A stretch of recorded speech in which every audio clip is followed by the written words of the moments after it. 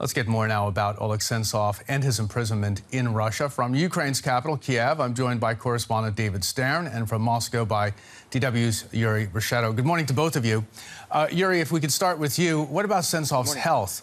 There are conflicting reports that he could be close to death.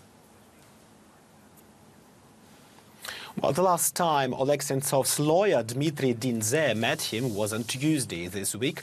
Mr. Dindze says W's Russian service Sentsov was in a good mood, but his physical condition was very bad. In Labatangi, the place near to the North Pole here in Russia, where Sentsov is currently imprisoned, it has been extremely hot, Brian, 40 degrees Celsius, and that heat has been very bad for Sentsov's condition. In fact, it has significantly worsened his condition. His chronic heart disease has gotten worse, and now he also has kidney and liver problems. He uses a mix of drugs just to maintain consciousness. Okay, David, what are you hearing in Ukraine? What is Sentsov's family, for example, saying about his condition? Well, in Ukraine, we just recently, the latest bit of news is that the Ukrainian human rights ombudsman has published photos she said she received from the Russians showing a wan but still standing Sentsov. He's standing in the photo. Now, we can't confirm the accuracy of these photos, but obviously this gives some people hope that his condition may not be that bad. On the other hand, as we've heard from you and from Yuri, there is great fears that his condition is much worse, that he could be very close to the end. And of course, in Ukraine, this caused a great deal of concern. He is a symbol of the ongoing fight against Russian-backed separatists in the country's east, as well as the annexation of Crimea, which Ukraine and practically the majority of countries in the world have not recognized. So there is a great deal of concern here about what the condition actually is. Okay, David, now Sentsov's serving this 20-year sentence for what the Kremlin says were arson attacks in Crimea. Sentsov says his imprisonment is politically motivated. Is he a political threat to the Kremlin?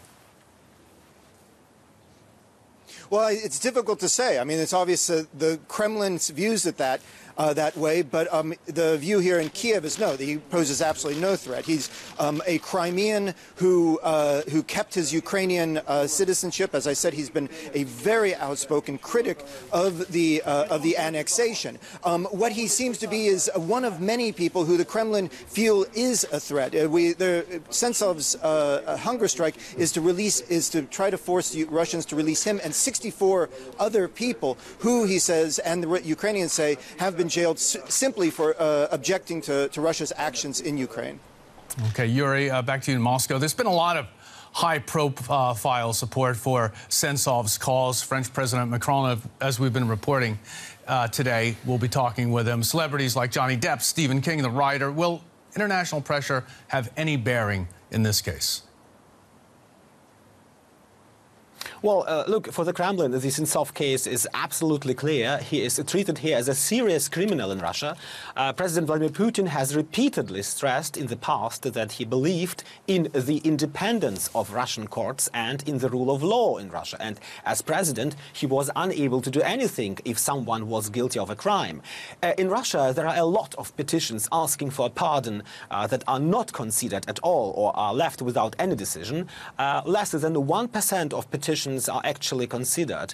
The Clemency Commission, Brian, in the country is very bureaucratic, and that means they usually find a formal reason to refuse almost every plea of a pardon. Some experts believe that for Vladimir Putin, Sentsov's case is just no longer a priority after the World Cup. As cynical as it sounds, the most important thing was that Sentsov didn't die during the World Cup itself. That would have been a PR disaster for Vladimir Putin. Nevertheless, the fact that there is public solidarity with Oleg Sentsov all over the world is, of course, very important. Okay, we might know more today after the talks, of course, about the fate of Oleg Sentsov.